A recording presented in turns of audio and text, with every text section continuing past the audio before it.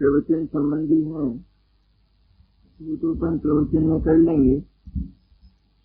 एक प्रश्न अपन कर लेते हैं।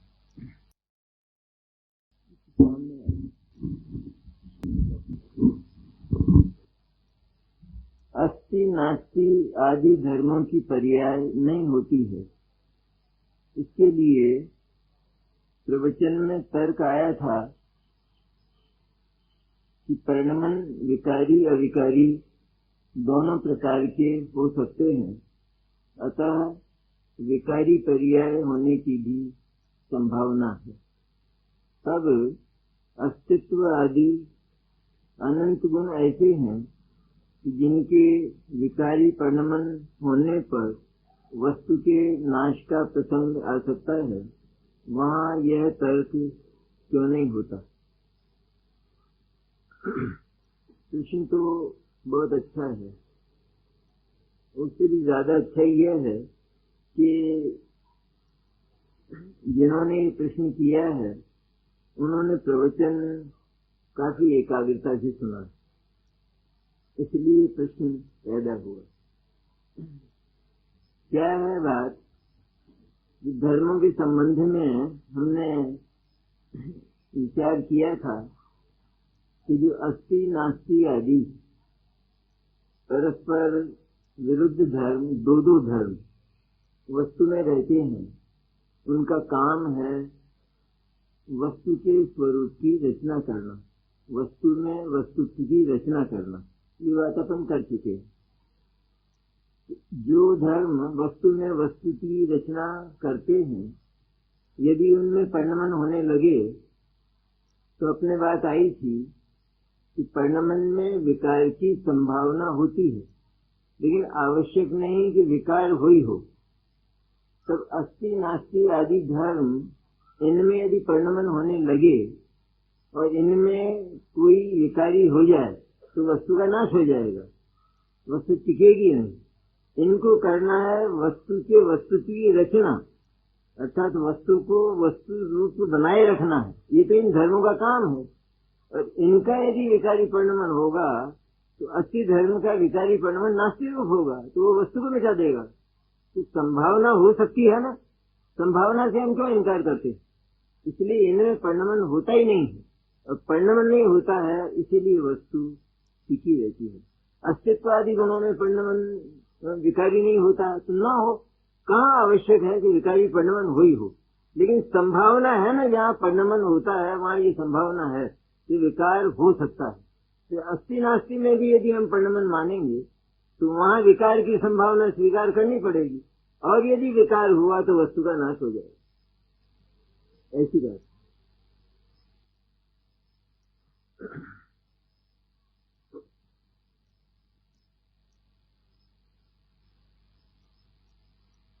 अब आगे का प्रश्न है, निश्चय शुद्ध केवली और व्यवहार शुद्ध केवली का क्या स्वरूप है। सुनैसार गाथा 9 और 10। निश्चय शुद्ध केवली तो सुनैसार हमने पढ़ा है तो देखा होगा कि जो शुद्ध ज्ञान से आत्मा को सीधे जानते, सीधा जानते हैं, मैंने शुद्ध ज्ञान के द्वारा जो आत्मा का प्रत्यक्ष सीधा अनुभव करते हैं, जिसमें मन की निमित्तता नहीं होती, उनको निश्चय शुद्ध केवली कहते हैं। आत्मा के अनुभव, आत्मा का वेदन करने वाला वह शुद्ध ज्ञान जो जिसमें मन की निमित्तता नहीं है। इंद्रिय की निमित्तता से तो कुछ होगा ही नहीं, लेकिन मन की निमित्तता भी नहीं है। ऐसे शुद्ध ज्ञान वाले जो पुरुष हैं, वे जब आत्मा का अनुभव करते हैं, स्व संवेदन करते हैं, निर्विकल्प समाधि में लीन होते हैं, शुद्धोपयोग में लीन होते हैं, ऐसे जो पुरुष हैं वे निश्चय शुद्ध केवली कहलाते। इसका कारण है कि शुद्ध केवली तो हम द्वादशांग के ज्ञाता को कहते हैं, लेकिन जिन्होंने द्वादशांग का सार जो शुद्धात्मानुभूति है वो प्राप्त कर लिया और उसको साकार कर लिया, तो वो वास्तव में निश्चय शुद्ध केवली कहे जाने लायक हैं। और वे निश्चय शुद्ध केवली कहे गए हैं आचार्य कुंद कुंद के द्वारा। और व्यवहार शुद्ध केवली कौन होते हैं? कि जो वास्तविक उनकी व्याख्या है व्यवहार शुद्ध केवली की, वो तो द्वादशांग के जो ज्ञाता होते हैं उनको व्यवहार शुद्ध केवली कहते। लेकिन यहाँ विवक्षा उससे हटकर भी है, वे भी हों और यदि कोई द्वादशांग के ज्ञाता न भी हों तो भी ये जो निश्चय शुद्ध केवली रूप जो आत्मा की अनुभूति है, इस अनुभूति के पहले आत्मा में व्यवहार किस प्रकार का प्रवर्तित होता है कि जिस व्यवहार में प्रवर्तन करते करते और उस व्यवहार को हे जानते हुए और शुद्धात्मा का सीधा लक्ष्य बनाकर जो शुद्धात्मा का अनुभव कर लेते हैं, तो उसके पहले व्यवहार किस प्रकार का होता है? तो वो केवल छोटा सा, इतना सा कि ये जो ज्ञान है, ये ज्ञान जो प्रति समय ज्ञान चल रहा है, ये ज्ञान ही आत्मा है। ज्ञान तो आत्मा, ये व्यवहार है। ये ज्ञान ही आत्मा है, ऐसा जिसने जान लिया तो वो उस ज्ञान को छोड़कर एकदम आत्मा को पकड़ लेता है ज्ञान के द्वारा और निश्चय शुद्ध केवली बन जाता है। और ये व्यवहार शुद्ध केवली है। तो उसके पहले व्यवहार किस प्रकार का होता है? तो कई प्रकार का हो सकता है। जो शुभ भाव है वे अनेक प्रकार के होते हैं, लेकिन यहाँ शुभ भाव की बात नहीं है, यहाँ ज्ञानात्मक विकल्प की बात। यहाँ वो ज्ञान में ये विचार करता है कि मैं तो ज्ञान और आनंद स्वरूप शुद्ध चैतन्य हूँ। इसमें मन का योग हुआ ना, विचार है ना, तो जहाँ विचार होता है वहाँ तरलता होती है और वहाँ मन की निमित्तता होती है, इसलिए सीधा आत्मा का अनुभव नहीं होता, इसलिए उसको व्यवहार कहते। इस व्यवहार में प्रवृत्त होने वाला जो जीव है वो इसको हे कोटि में रखता है, इसके साथ प्रीतिवंत नहीं है, क्योंकि उसको आत्मा चाहिए, उसको ये कोई अंश नहीं चाहिए अथवा विचार नहीं चाहिए आत्मा का। इसलिए आत्मा का विचार और आत्मा के विचार के विषय जो ज्ञान आनंद आदि हैं उनको हे कोटि में रखता हुआ उस शुद्धात्मा को उपादेय कोटि में, अहम कोटि में रखता है। तो इस व्यवहार का उल्लंघन करके सीधा आत्मा पर पहुंच जाता है, तो निश्चय शुद्ध केवली हो जाता है। उसके पहले व्यवहार शुद्ध केवली का स्वरूप ये है।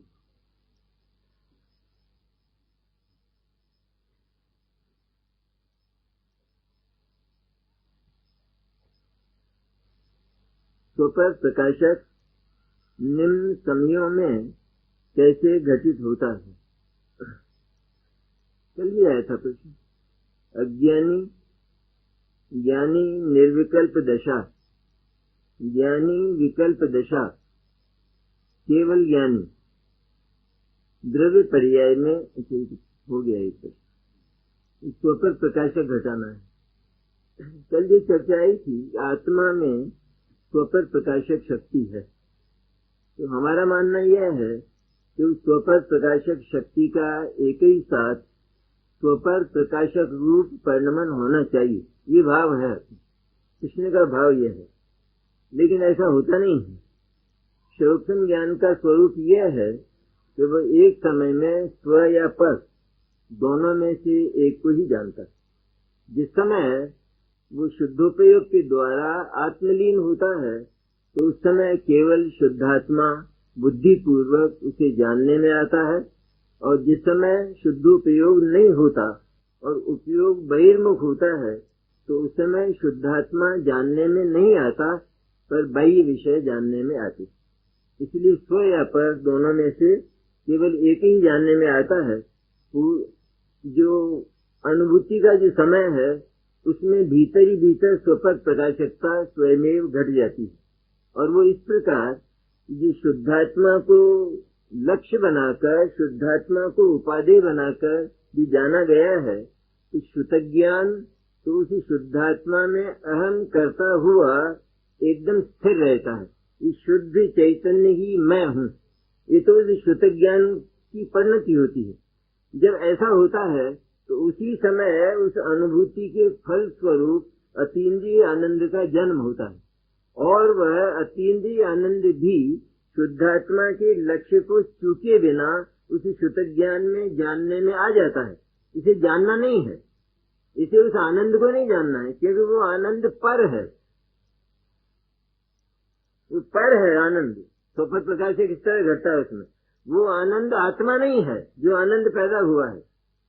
भले ही वो आत्मा में पैदा हुआ है और वो अनुभूति का फल है, लेकिन वो आनंद आत्मा नहीं है। आत्मा तो उस आनंद की पर्याय से भिन्न प्रकार का जो नित्य और ध्रुव है वो आत्मा है। तो जिसने उसको आत्मा माना वो कभी भी अनित्य और क्षणिक को आत्मा नहीं मान सकता, इसलिए उसके लिए वो पर हो गया। तो जिस समय अनुभूति होती है उस समय बुद्धि पूर्वक तो वही जानने में आता है, और ये आनंद भी उस समय जानने में आ जाता है, वास्तव में उसको जानना नहीं है, और ये पर कोटि में है। इस तरह शुद्धात्मा को जाना तो वो स्वप्रकाश तत्व, और वो आनंद जानने में आया ये पर प्रकाश तत्व। इस तरह स्वपर प्रकाशक पना अनुभूति के समय घट जाता है। केवल ज्ञानी को तो ये कोई सवाल ही नहीं है, तो युगपत सबको जानते हैं।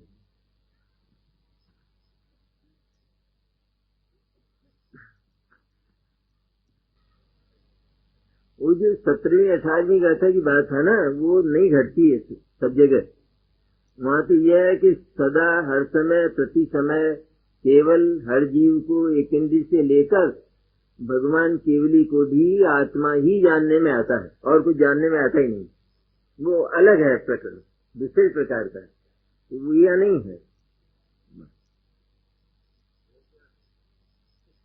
वो फिर वो घड़ी जो है वो थोड़ा जवाब दे देगी।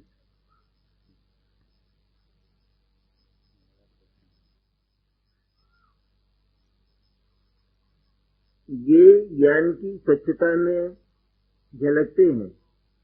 इसमें ज्ञान क्या करता है? ये ज्ञान की स्वच्छता में झलकते हैं, इसमें ज्ञान क्या करता है? ये ज्ञान की स्वच्छता में झलकते हैं, ये प्रश्न है। लेकिन बात ऐसी की ऐसी नहीं, क्योंकि ये ज्ञान की स्वच्छता में झलकते नहीं, ये तो ये के स्थान पर ही रहते हैं। ये बात तो पक्की कर ही लेना चाहिए एकदम। ज्ञान और ज्ञेय सर्वथा न्यारी न्यारी हैं, और दोनों का कतई कभी भी कोई संबंध नहीं, ये पक्की है बात। इसमें थोड़ा भी संबंध माना तो कर्ता कर्म का अज्ञान पैदा होकर मिथ्या दर्शन पैदा होता है, अध्यवसान पैदा होता है। इसलिए वो तो न्यारे न्यारे हैं ही, तो कोई ज्ञेय ज्ञान में झलकता नहीं है, क्योंकि वो तो ज्ञान के बाहर है। वो ज्ञान में कैसे झलकेगा? ज्ञान के अस्तित्व में अगर ज्ञेय आ जाता है तो ज्ञान और ज्ञेय एक होकर जड़ और चेतन का एकत्व हो जाता है, हो जाएगा। या तो वो जो जड़ है वो चेतन हो जाएगा, या जो हमारा चेतन है वो जड़ हो जाएगा। तो वो तो होता ही नहीं है, इस प्रकार की तो व्यवस्था ही नहीं है। इसलिए झलकने का अर्थ सीधा यह है, ये बाहर अपने स्थान पर पड़े रहते। ज्ञान की सामर्थ्य ऐसी है कि जो ज्ञेय बाहर हैं और उनका जैसा स्वरूप है, जैसे व्यंजन पर्याय रूप उनका आकार है, इधर उनके जो गुण हैं तो उनकी अर्थ पर्याय हैं, द्रव्य हैं, अनंत गुण हैं, ये सारा का सारा ये ज्ञेय इन सबको लेकर बाहर है। और उधर ज्ञान में ऐसी सामर्थ्य है कि ज्ञान उन सारे ज्ञेयों का जैसा स्वरूप है, उस सारे स्वरूप रूप अपने ज्ञान में जानता हुआ परिणमित होता है। तो उनको जानता हुआ परिणमित होता है, तो वो तो वहाँ है, पर ज्ञान ने ठीक वैसी की वैसी रचना अपने भीतर अपनी सामर्थ्य से तैयार की है। जैसा ज्ञेय का स्वरूप है, ठीक वैसा का वैसा ये वो ज्ञान में तैयार किया है, और ज्ञान की रचना है। इसलिए वो सारा का सारा सचमुच ज्ञान ही है। इसलिए कहा जाता है कि ज्ञान ज्ञेय को नहीं जानता, पर ज्ञान तो ज्ञान को ही जानता है, क्योंकि ज्ञेय तो वहाँ है ज्ञान के बाहर, और ज्ञान उस ज्ञेय तक कभी जाता नहीं है। उधर ज्ञेय कभी ज्ञान में आता नहीं है, और जानने का काम हमेशा ज्ञान में होता है। तो ज्ञान में जो जानने का काम होता है तो ज्ञान ही जानता है, फिर किसको जानता? ये एक प्रश्न रहता है कि किसको जानता है, कि वहाँ जो है उसी को जानता है। तो वो जो ज्ञान ज्ञेय जैसे आकार से स्वयमेव परिणमित हुआ है, जानता हुआ, ज्ञान का तो जानना है काम और कुछ नहीं है। आकार रूप परिणमित होने का अर्थ भी जानना, तो वो जैसा कुछ ज्ञेय में है ठीक वैसा का वैसा ज्ञान जानता हुआ प्रवर्तित होता है, और वह जानना ठीक ज्ञेय जैसा होता है। इस ज्ञान को देखो अथवा ज्ञेय को देखो, दोनों एक जैसे लगते, क्योंकि बिल्कुल जैसा ज्ञेय में जितना कुछ है, जो कुछ भी है, उस सबका सब उस ज्ञान में वैसा का वैसा परिणमित होता है। ज्ञान रूप, जानने रूप। इसलिए ये जो जानना है, इसको हमने देखा तो वो ठीक ज्ञेय जैसा है। जैसा ज्ञेय है ठीक ऐसा ये ज्ञान है। इसलिए इस ज्ञेय जैसे आकार वाले ज्ञान में ज्ञेय का आरोप करके ये कहा जाता है, इस ज्ञान ने ज्ञेय को जाना है। इसका नाम व्यवहार न है, निश्चय नहीं है। ये निश्चय नहीं यह है कि ज्ञान सचमुच सदा ज्ञान को ही जानता, केवल ज्ञान तक, निरोध से लगाकर, इसमें संदेह नहीं है बिल्कुल।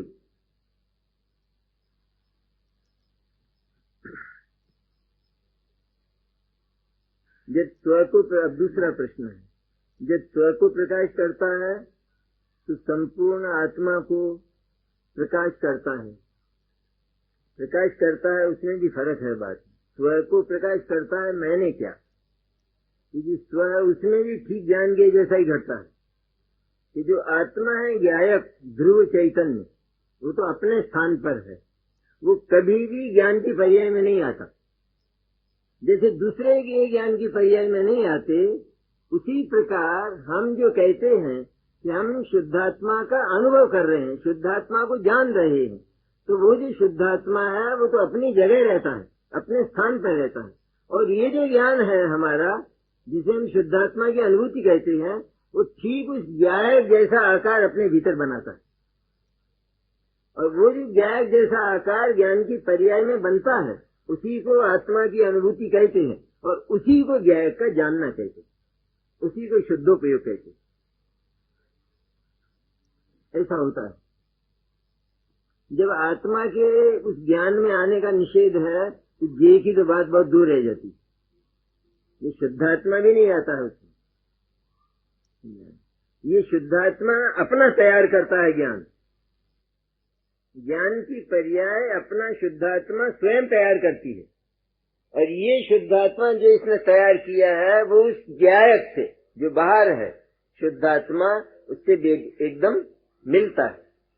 इसलिए शुद्धात्मा को जानना कहा जाता है।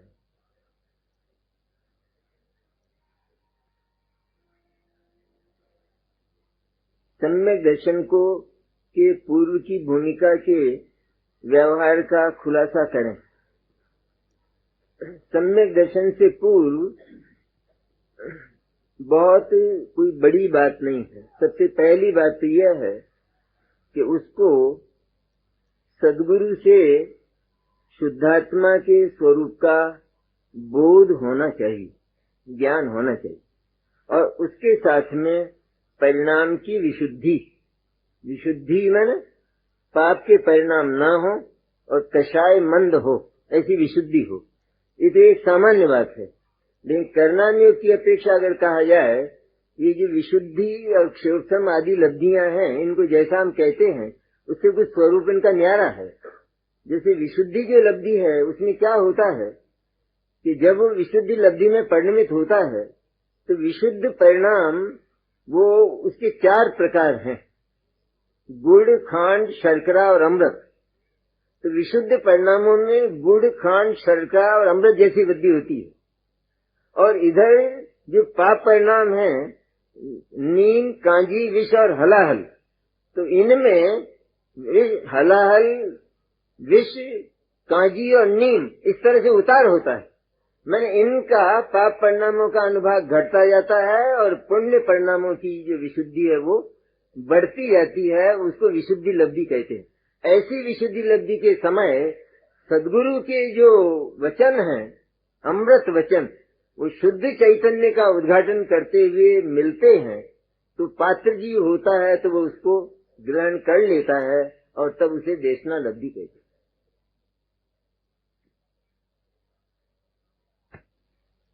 तो ऐसी भूमिका होती है।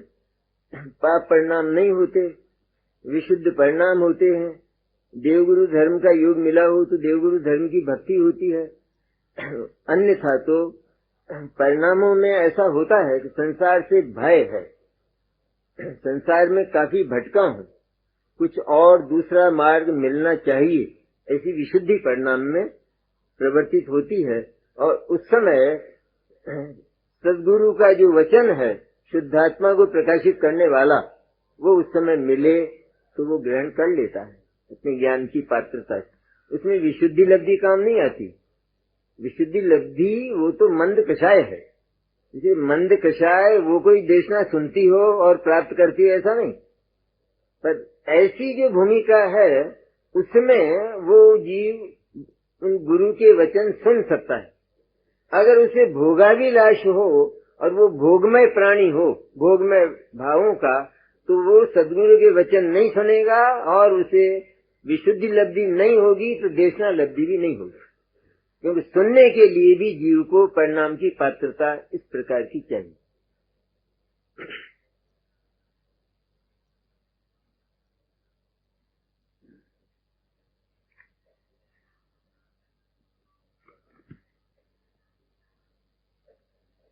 ज्ञान का स्वभाव जानने का है, तो वह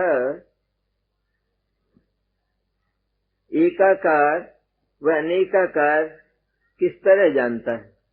वस्तु जैसी है एक और अनेक, एकाकार और अनेकाकार, मैंने उसमें वो एक रूप भी है और अनेक रूप भी है। द्रव्य की ओर से देखा जाए तो वो एक रूप है, पर्याय की ओर से देखा जाए, गुणों की ओर से देखा जाए तो वो अनेक रूप है। तो जैसी वस्तु है, ज्ञान को वैसा जानने में कोई तकलीफ नहीं होती, तो जान लेता। हल्का फुल्का है ज्ञान, तो ज्ञान में कभी किसी विपत्ति का प्रवेश, ज्ञान के अतिरिक्त ज्ञान में किसी का प्रवेश होता ही नहीं। ज्ञान में तो ज्ञान ही रहता है, तो हल्का फुल्का है, निर्भय निश्चिंत सदा ही। इसीलिए जैसी वस्तु है ठीक उसको वैसा का वैसा अपने भीतर अपनी सामर्थ्य से, अपने स्वरस से ज्ञान जान लेता है, और उसी को ज्ञेय का जानना कहते।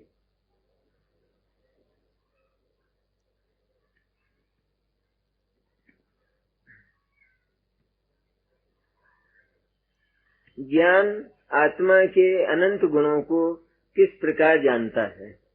ये दो प्रकार हैं। एक तो जो श्रुतक ज्ञान है वो तो आगम से जानता है, तो भी अनंत गुण नहीं जानने में आते, क्योंकि आगम में अनंत गुण मिलते नहीं है। फिर भी ये जानता है कि आत्मा अनंत गुणों से समृद्ध है। ऐसा श्रुतक ज्ञान के द्वारा जानकर वह इस बात का विश्वास करता है कि मेरा आत्मा अनंत गुणात्मक है। इस तरह जानता है श्रुतक ज्ञान में तो। और केवल ज्ञान में तो साक्षात आत्म प्रदेश भी दिखाई देते हैं और आत्मा के अनंत गुण भी वहाँ पर दिखाई देते हैं, इसलिए जानता है। ज्ञान को जानने में कभी भी कोई तकलीफ नहीं है। ये जो लोक और अलोक हैं कि जो ज्ञान में जानने में आते हैं, तो ये तो ज्ञान में कम पड़ते। यदि अनंत लोकालोक हो तो भी ज्ञान कभी इनकार नहीं करेगा, इतनी सामर्थ्य इस ज्ञान में है।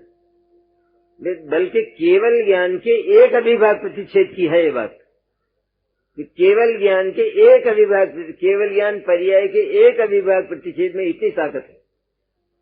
तो केवल ज्ञान की ताकत तो कितनी है, लेकिन लोकालोक जितना है उतना ही तो जानेगा, और उससे अधिक क्या जानेगा। इससे ज्ञान की सामर्थ्य कोई कम नहीं होती।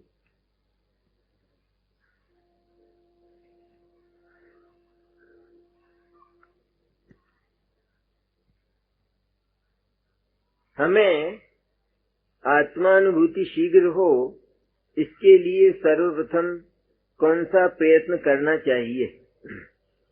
आत्मानुभूति हो ऐसी एक अभिलाषा मन में हो, अभिलाषा हो, लेकिन आत्मानुभूति हमें शीघ्र हो, इस तरह सिर्फ ज्ञान में और राग में हम ये विकल्प करते रहें कि शीघ्र आत्मानुभूति हो, तो अनुभूति को यदि हमने लक्ष्य बना लिया तो कभी भी अनुभूति नहीं होगी। क्योंकि अनुभूति की पर्याय वर्तमान में नहीं है, और वो पर्याय तो आगे प्रकट होती है। वो पर्याय तब प्रकट होगी कि जब हम वर्तमान में उस अनुभूति की विधि में प्रवर्तित होंगे। और वो विधि यह है कि अनुभूति का लक्ष्य छोड़कर, अनुभूति को हे मानकर, अनुभूति को हे कोटि में रखकर, अनुभूति को पर कोटि में रखकर और आत्मा को, शुद्धात्मा को स्व कोटि में रखकर, ये शुद्ध चैतन्य में हूँ, इस तरह ज्ञान को शुद्ध चैतन्य में स्थापित करे तो अनुभूति हो जाती। इसलिए अनुभूति की लोलुपता, अनुभूति की लिप्सा छोड़े तो अनुभूति होती है। अनुभूति की अभिलाषा बुरी नहीं, अनुभूति की इच्छा बुरी नहीं, लेकिन अनुभूति की इच्छा ही करता रहे तो वो तो अनुभूति माने पर्याय दृष्टि वाला अज्ञानी होता है, केवल अनुभूति की इच्छा करने वाला, अभिलाषा रखने वाला। क्योंकि अभिलाषाओं और इच्छाओं से जगत के कोई काम नहीं होते।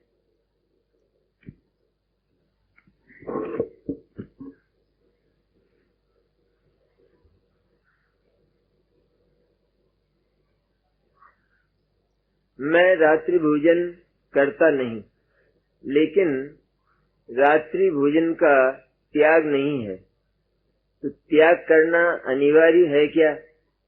कृपया स्पष्ट करें। रात्रि भोजन करना नहीं होता है, रात्रि भोजन नहीं करते हैं, मैंने रात्रि भोजन का अवसर नहीं आता है, पर रात्रि भोजन का त्याग नहीं है। तो प्रश्न यह है कि कभी रात्रि भोजन का अवसर आवे तो ये रात्रि भोजन करेंगे या नहीं करेंगे, क्योंकि त्याग तो है नहीं। इसलिए सच्चाई तो यह है कि जिसको रात्रि भोजन का त्याग नहीं है वो रोजाना ही दिन में खाते हुए भी रात को खाता है और उसको पाप ही होता है। इसलिए त्याग अवश्य होना चाहिए, प्रतिज्ञा अवश्य होना चाहिए। प्रतिज्ञा हो जाने के बाद उस संबंधी, रात्रि भोजन संबंधी कोई विकल्प ही पैदा नहीं होता, इसलिए फिर वहां से पुण्य का प्रारंभ होता है।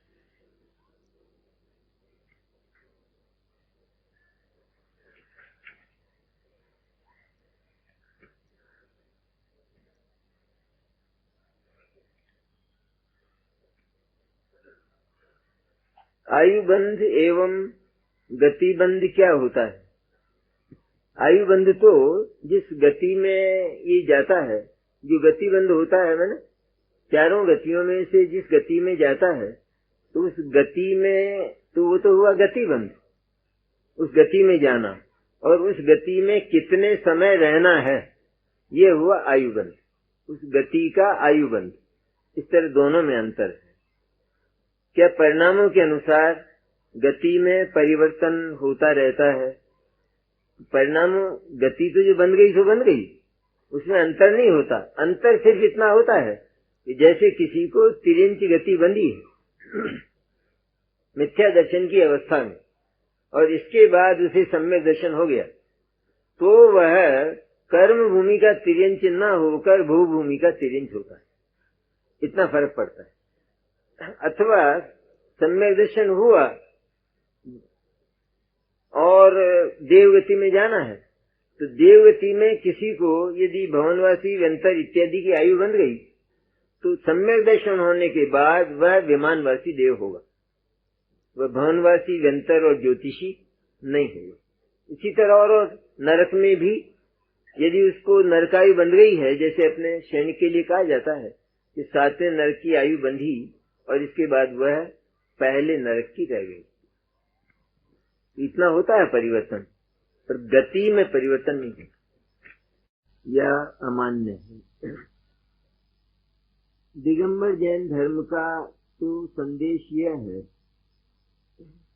कि हम कहीं भी हों, घर में हों, बाहर हों, अथवा हम धर्मायतन में हों, हिंसा कम से कम होना चाहिए।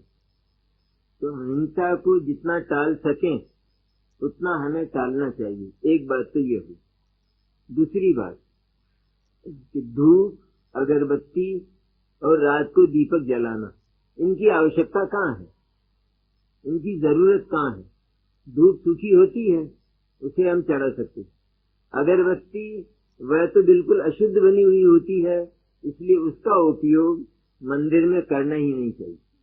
और आरती करने का हमारे यहाँ कोई विधान इस तरह का नहीं है कि दीपक जलाकर आरती की जाए। आरती तो स्तुति को कहते हैं, इसलिए आरती नाम का कोई विधान दिगंबर जैन धर्म में नहीं है। तो दीपक जलाकर आरती करना ये बिल्कुल हिंसा का प्रोग्राम है, हिंसा का कार्यक्रम है, तो वो नहीं करना चाहिए। हाँ वो तो है ना, सूखी धूप का कह दिया ना कि धूप को धूपायन में डालने पर भी जीवों की हिंसा होती है। जीवों की हिंसा होती है, उसके धुएं से वायुमंडल के जो दूसरे जीव हैं वो मरते हैं, और अन्य जो लोग आते हैं उनको भी भगवान के दर्शन आदि में, भक्ति आदि में असुविधा होती है। इस तरह से उसमें अनेक प्रकार के अनजाने पाप होते, तो वो नहीं करना चाहिए। ज्ञानी को, तत्व ज्ञानी को तो विवेक होता, उसको ये सारी बातें केवल ज्ञान की तरह सूझती कि मैं जो काम कर रहा हूँ इसका परिणाम, इसका फल क्या होगा। इसलिए उसके लिए कोई प्रश्न नहीं रहता। ये सारे के सारे व्यवहार हैं, और इन व्यवहारों में यदि हिंसा होती है, इनको यदि हम कम भी कर दें तो कभी पाप नहीं होता है, बल्कि उसमें तो अहिंसा रूप परिणाम होने से पुण्य का बंध होता है। प्राचीन काल में जिस समय शुद्धामनाएं पूरी की पूरी चला करती थी, उस समय तो नियम ये था कि जो मंदिर हैं वे सूर्यास्त के पूर्व बंद हो जाते थे। तो फिर सूर्यास्त से कितने पूर्व हम लोग भोजन कर लेते थे, तो सूर्यास्त से पूर्व भोजन करके, और स्वाध्याय सभाएं होती, उन स्वाध्याय सभाओं में दीपक नहीं जलते थे, तो कितने पूर्व हमें भोजन करना पड़ता था और स्वाध्याय सभाओं में जाना पड़ता था। और जिस समय अब भाई अब नहीं दिख पाएगा, तो उस समय स्वाध्याय बंद करके मंदिरों को ताले लगा दिए जाते। मंदिरों में दीपक तो जलते ही नहीं थे, बिजलियों की तो बात ही नहीं आई। जो बिजलियां तो बहुत हिंसा है, बहुत ज्यादा हिंसा है। अभी यहाँ जैसे बिजली का प्रोग्राम नहीं हो तो हम कितने दीपक जलाएंगे। इसलिए हमारे इन कार्यक्रमों में भी हमें ध्यान रखना चाहिए कि हम इन लाइटों का कम से कम प्रयोग करें, कम से कम। शादी विवाह तक नहीं, इतना ध्यान रखना चाहिए कि रोशनी का कम से कम प्रयोग करें, और रोशनी के जो साधन है, प्रसाधन है, वो ऐसे हों कि जिनके भीतर जीव जाकर उनका प्राणांतर न हो जाए, बल्कि ऐसे हों कि जो उनके आसपास ही रहें। और अधिकता तो हो ही नहीं, तो अधिकता की क्या जरूरत है। प्रकाश की आवश्यकता है, हम जिनवाणी पढ़े, बस इतनी। शोभा नहीं करना, लेकिन अहिंसा का ध्यान रखते हुए सारा का सारा व्यवहार करना। प्रोग्राम सारे ऐसे होने चाहिए। हम तो मुमुक्षु हैं, तो आदर्श रखना चाहिए हमको इन बातों।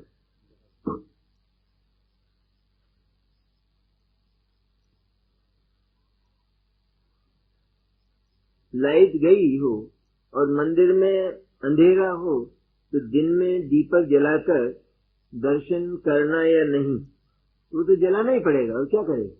मंदिर में अंधेरा है, लाइट चली गई है, तो दीपक जलाना पड़ेगा। दीपक जला लीजिए, दर्शन कर लीजिए, इसके बाद दीपक बुझा दीजिए, बस।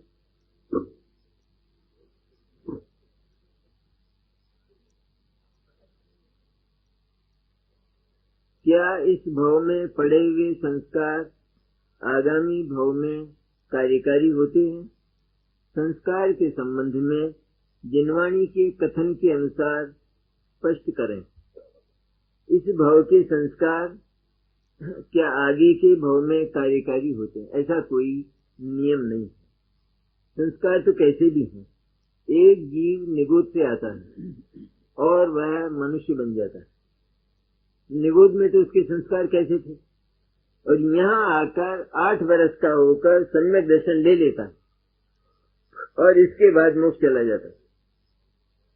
तो पूर्व भाव के जो संस्कार हैं, उन संस्कारों की कहाँ कीमत रही। हमारा ज्ञान यदि जागृत है, तो पूर्व के जो संस्कार हैं और पूर्व का जो उदय है, उनमें दियासला ही लगा देता है। ये ज्ञान का काम है। इसे संस्कार कोई काम करें ही करें, ऐसा आवश्यक नहीं। जब हम चैतन्य में असावधान रहते हैं, हमारा विवेक खोया हुआ रहता है, ज्ञान जागृत नहीं रहता, तब पूर्व के संस्कार के अनुसार जो उदय है, उस उदय में हम परिणमित होते हैं, और उसके अनुसार आगामी से दुर्गति का बंध होता है। इस तरह से परंपरा चलती रहती। लेकिन आवश्यक नहीं कि संस्कारों का घात न किया जा सके। तो खोटे संस्कार भी हों, तिरंज गति से कोई आया है तो संस्कार तो उसके ऐसे हैं, लेकिन ऐसा होने पर भी जिसका ज्ञान जागृत है वह तो सारे उदय को वो एकदम वो ज्ञान विस्फोट करके समाप्त कर देता। इतनी ज्ञान में ताकत होती है। संस्कार कुछ काम नहीं आते, अवश्य संस्कार नाम की कोई चीज नहीं होती सच में देखा जाए। ये हम कहते हैं तो संस्कार तो एक एक पर्याय एक एक समय में न्यारी न्यारी होती है। अब एक जीव अधिकांश पाप में प्रवृत्ति कर रहा हो, उसकी हर पर्याय में पाप ही पाप के परिणाम चलते, तो हम ये कहेंगे कि पूर्व भाव में इसके पाप के संस्कार थे और वे संस्कार यहाँ तक आए। उसका अर्थ ये हुआ कि उसके पाप ही पाप के परिणाम थे, तो आगे के भाव में भी वो पाप के ही परिणाम रहे और उनको हमें संस्कार के नाम से पुकारना पड़ा कि पूर्व भाव में क्योंकि इसके पाप की परंपरा चली आई तो इस भाव में भी इसको पाप के परिणाम है, अर्थात पहले भाव में इसके पाप के संस्कार वर्तमान तक चल रहे हैं। इसे संस्कार नाम की कोई चीज हमारे यहाँ स्वीकार नहीं की गई। एक एक पर्याय भिन्न भिन्न न्यारी न्यारी होती।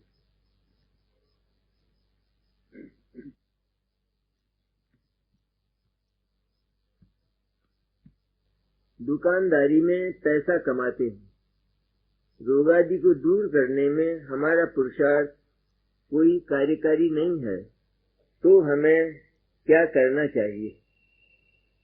क्या करना चाहिए? करने के लायक तो केवल यहाँ एक ही काम है और एक ही प्रश्न है और उसका एक ही उत्तर है कि आत्मा यदि अपनी सत्ता से परिचित हो जाता है और यह जान लेता है कि मेरा आत्मा स्वयं अनंत निधानों का धनी है और सारा जगत मेरी आत्मा से न्यारा है और उस जगत के साथ मेरा रंच मात्र भी संबंध नहीं है। जहाँ ज्ञान ने ये जाना तो ज्ञान सारे जगत से लौटकर बल्कि जगत के जानने से भी लौटकर आत्मा की ओर आता है और आत्मा में जो होता है उसकी अनुभूति उसे हो जाती है। ये केवल एक ही काम है।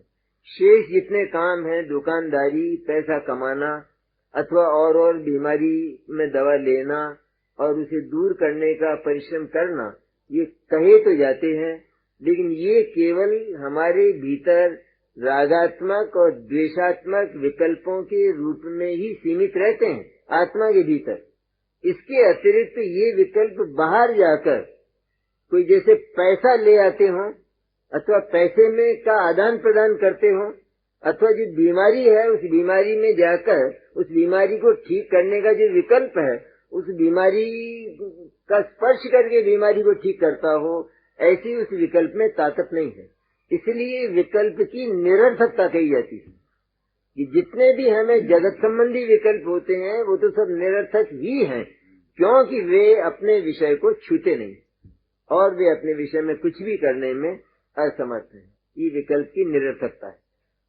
लेकिन इसका ये अर्थ नहीं है कि जैसे कोई व्यक्ति ये कहे कि विकल्प की निरर्थकता है तो हम दुकान नहीं जाएंगे, हम रोग का उपचार भी नहीं करेंगे और भोजन भी नहीं करेंगे, क्योंकि वो तो विकल्प भोजन को छूता ही नहीं। आत्मा भोजन करता नहीं है और विकल्प वो ग्रास को खाता नहीं है, फिर भोजन करने से क्या फायदा? इसलिए हम इन सबको छोड़ देते हैं। तो कहते छोड़ दो, दुख पाओगे, आराम नहीं होगा।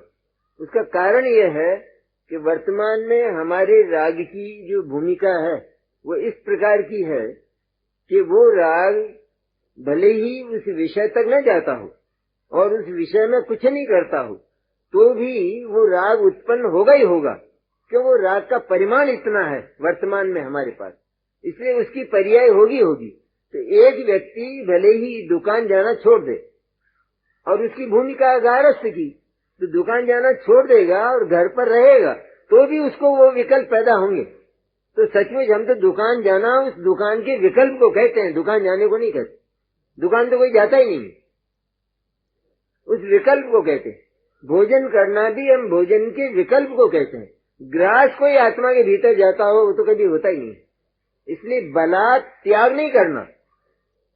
बलात् त्याग करने से त्याग तो वस्तु का दिख जाएगा क्यों? और वस्तु का त्याग हम कर नहीं सकते हैं, वस्तु का हमसे संपर्क नहीं हुआ, उसी को हमने त्याग कहा। लेकिन होगा ये कि उस वस्तु संबंधी विकल्प कि जैसी हमारी भूमिका है वो तो बार बार हमको सताते ही रहेंगे, और इस तरह आर्त ध्यान और रौद्र ध्यान होकर हमारी दुर्गति हो जाएगी। ये होगा, जबरदस्ती त्याग करने की बात है। इसलिए भूमिका के अनुसार, शक्ति के अनुसार त्याग करने की बात जिनागम कहता है।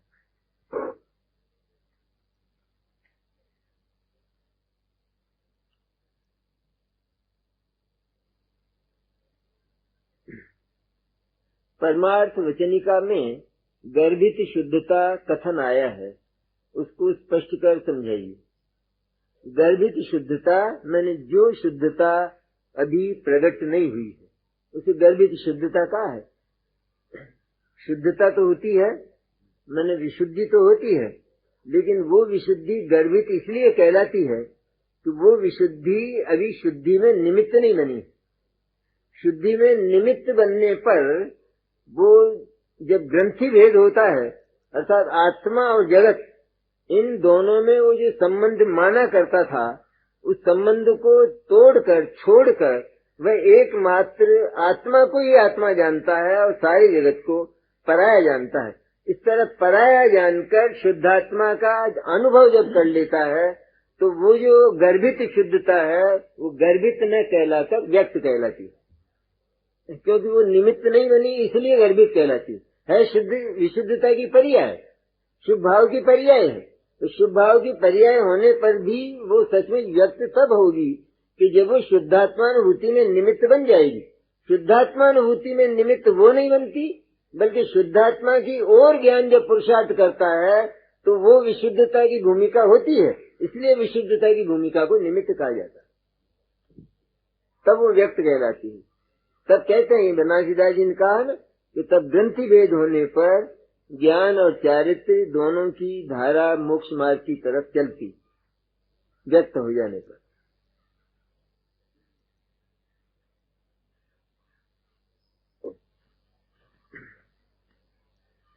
तीर्थंकर गर्भावस्था में सम्यक दृष्टि को अनुभूति किस प्रकार से होती है, कृपया समझाइए। गर्भावस्था है और सम्यक दर्शन भी है, लेकिन अनुभूति किस प्रकार होती है कि जैसे सम्यक दृष्टि वयस्क होता है 8 बरस का अथवा उससे अधिक, तो वो जैसे अनुभव करता है अनुभूति तो उसी प्रकार होनी चाहिए, लेकिन आदम में इस प्रकार का कोई स्पष्ट उल्लेख नहीं मिलता। तो वे तीर्थंकर जैसे गर्भ में हैं तो उनको आत्मा की अनुभूति किस प्रकार होती रहती है, ये उल्लेख कोई स्पष्ट मिलता नहीं।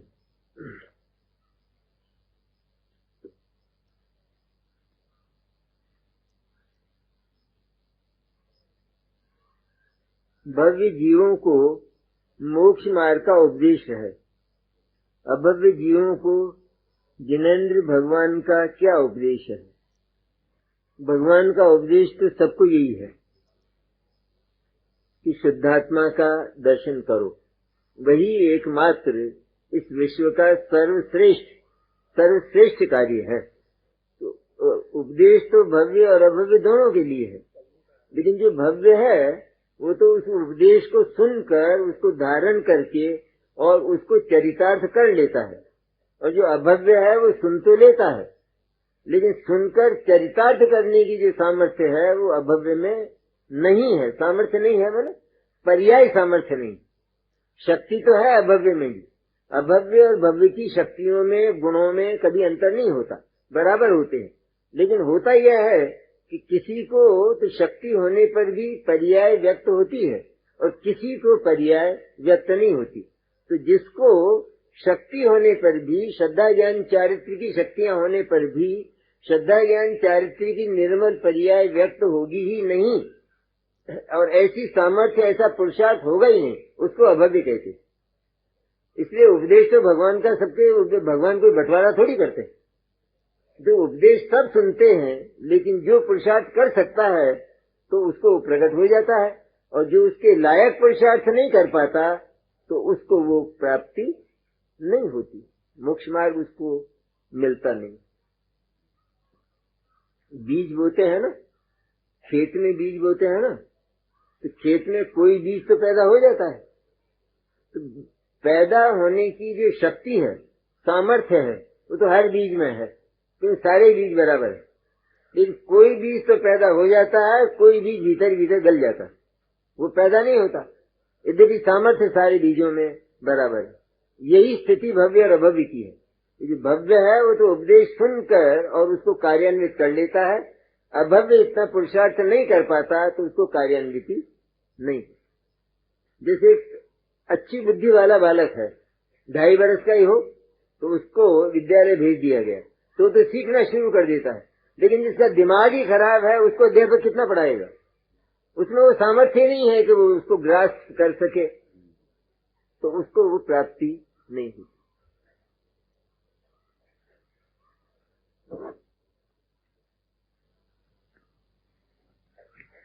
आगमानुसार स्त्रियां मुनिराज को सीधा आहार नहीं दे सकती, तो पंच कल्याणकों में मुनिराज को स्त्रियां द्वारा आहार की प्रक्रिया क्यों करते हैं?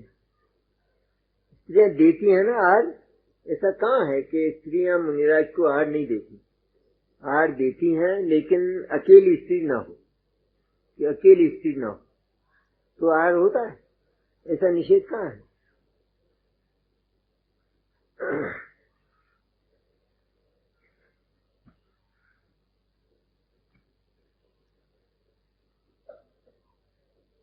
प्रतिभास क्या है? वो कौन से गुण की पर्याय है? प्रतिभास ज्ञान और दर्शन रूप होता है।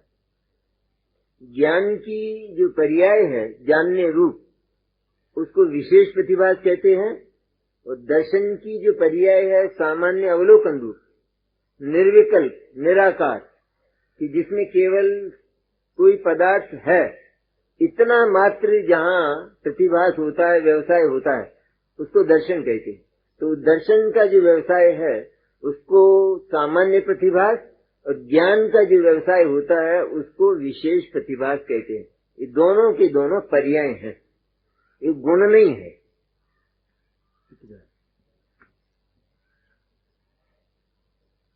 हम सुनते हैं कि आत्मा कभी भी पर को नहीं जानता है, रूपी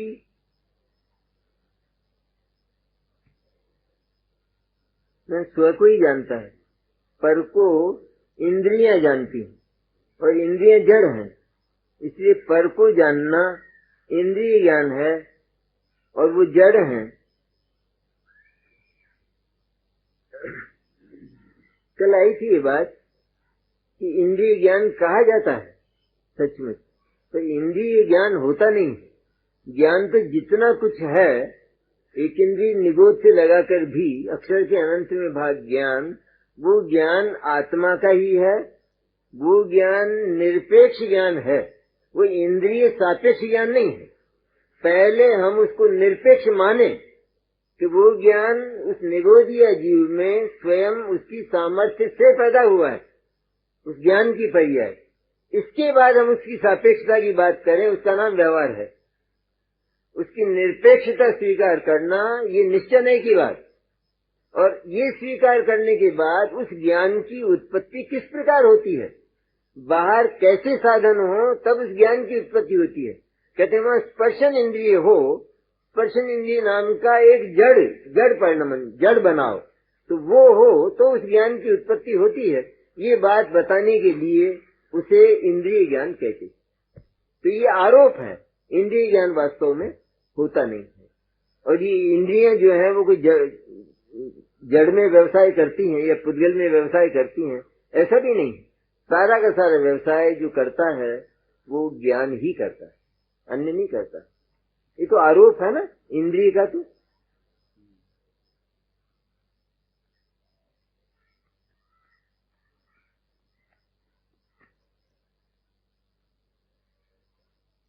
मोक्ष मार्ग में व्यवहार का बाधकपना तो समझ में आता है, किंतु साधकपना किस प्रकार है? बाधकपना जिसको समझ में आ गया तो उसको साधकपना भी समझ में आ जाता है। सच्चाई तो यह है कि जितना कुछ व्यवहार है, व्यवहार में जो शुद्ध चैतन्य है आत्मा, उससे विपरीत जितने भाव हैं, उससे अनमेल जितने भाव हैं, वे सबके सब व्यवहार कहे जाते हैं। उनको व्यवहार क्यों कहते हैं? वो भाव व्यवहार है क्या? वो भाव तो सचमुच आत्मा की पर्याय हैं। फिर उनको व्यवहार क्यों कहा? कि वे भाव आत्मा न होने पर भी आत्मा की पर्याय में उत्पन्न होने के कारण उनको आत्मा का भाव कहा जाता है। इसका नाम व्यवहार है। व्यवहार उपचार को, आरोप को कहते हैं ना। तो वे भाव आत्मा नहीं है, आत्मा से भिन्न प्रकार के हैं। तो आत्मा के से भिन्न प्रकार के भावों को आत्मा की पर्याय में अज्ञान के कारण उत्पन्न होने से आत्मा का कहना, इसका नाम व्यवहार है। तो जो भाव आत्मा का नहीं है, उस भाव को आत्मा का कहना, इसको हम उपचार, आरोप और व्यवहार के नाम से पुकारते, और उन भावों को भी व्यवहार संज्ञा देते। इसलिए आत्मा से भिन्न जितने प्रकार के, शुद्ध चैतन्य से भिन्न जितने प्रकार के भाव हैं, वे सबके सब व्यवहार की कोटि में आते हैं। और जब तक वो व्यवहार का भाव प्रवर्तित होता है ज्ञान में, तब तक वो बाधक रहता है, मैंने आत्मानुभूति और शुद्धोपयोग नहीं होता। जब वो व्यवहार भाव से का उल्लंघन करके और शुद्धात्मा पर अपने ज्ञान को टिकाता है, तो फिर उस व्यवहार भाव का अभाव होता जाता है। तो ये वास्तव में बाधकपना है कि जब तक वो व्यवहार भाव रहता है और ज्ञान उस व्यवहार भाव में प्रवर्तित रहता है, तब तक आत्मा शुद्धोपयोग में नहीं जाता। ये तो हुआ बाधकपना। साधकपना कैसे है? कि यदि वो जो व्यवहार है, वो जो भाव चल रहा है, वो भाव ही न हो और उससे विपरीत प्रकार का भाव हो, जैसे शुभ भाव है मुनिराज का, 28 मूल का व्रत समिति गुप्ती का, तो ये इतना शुभ भाव ही न हो, तो यहाँ उस शुद्धात्मा की अनुभूति का और चारित्र का पुरुषार्थ जागेगा ही नहीं। यद्यपि शुभ भाव से वो पुरुषार्थ अलग प्रकार का होता है, लेकिन वो होता है इस भाव भूमि में, इस पृष्ठभूमि में। जैसे जो बीज पैदा होता है, तो बीज का मिट्टी से कोई संबंध नहीं है, लेकिन बीज यदि पैदा होगा तो वो मिट्टी नहीं पैदा होगा। यदि भी बीज और मिट्टी ये दोनों अलग जाति की चीजें हैं, तो बीज मिट्टी पर क्यों पैदा हो?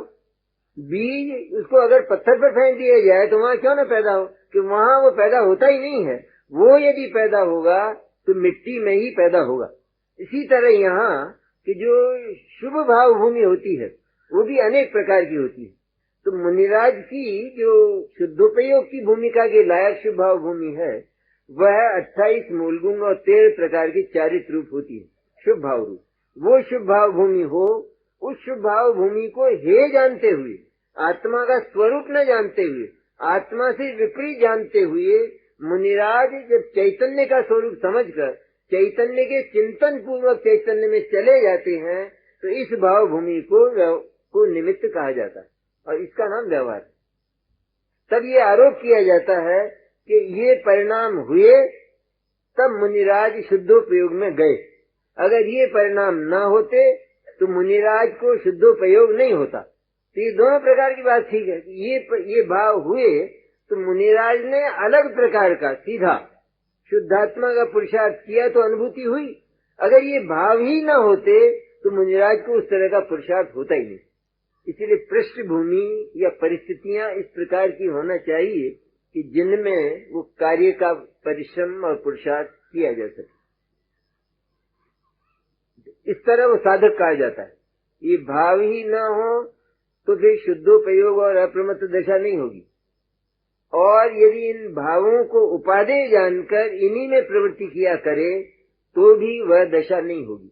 इसलिए ये भाव वास्तव में तो बाधक हैं, और इस अपेक्षा से अर्थात साधक कहना यह है व्यवहार, बाधक मानना यह है निश्चल है। दो प्रकार की।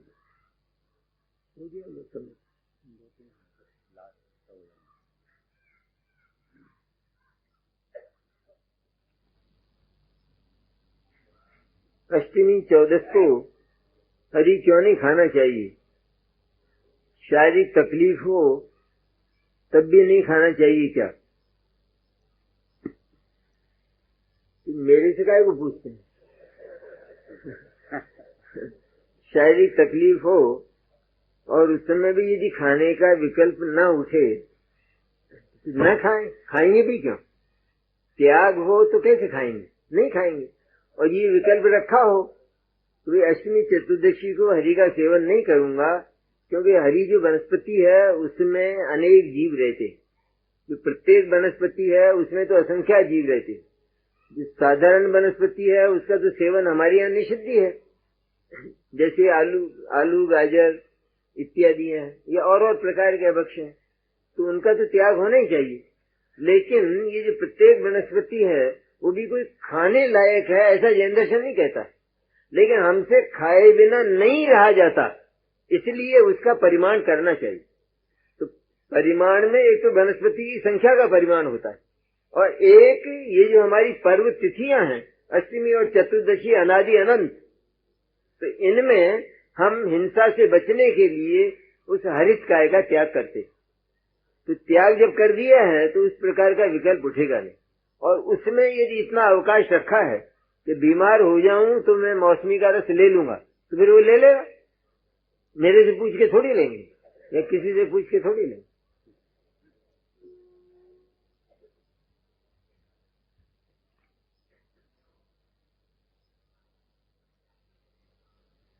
पूजन में शांति धारा और पुष्पांजलि क्षिपेत करते हैं, इसका प्रयोजन क्या है? शांति धारा, तो मेरे चित्त को भगवान आपकी पूजन से इतनी शांति मिली है, इसका प्रतीक है वो शांति धारा। और पुष्पांजलि वो समापन का प्रतीक होता है। जैसे कोई भी प्रकरण, जो मान लीजिए अष्टक है, अष्टक पूरा हुआ और उसके बाद पुष्पांजलि हम, तो इसका मतलब ये हुआ कि 8 द्रव्य का जो उपक्रम था वो तो पूरा हुआ, अब हम भगवान की जयमाल करते। इसके बाद पूजा समाप्त हुई तो वहां पर पुष्पांजलि का क्षेपण करते हैं, उसका अर्थ हुआ पूजा पूरी हो गई, बस इतना सा उसका अर्थ।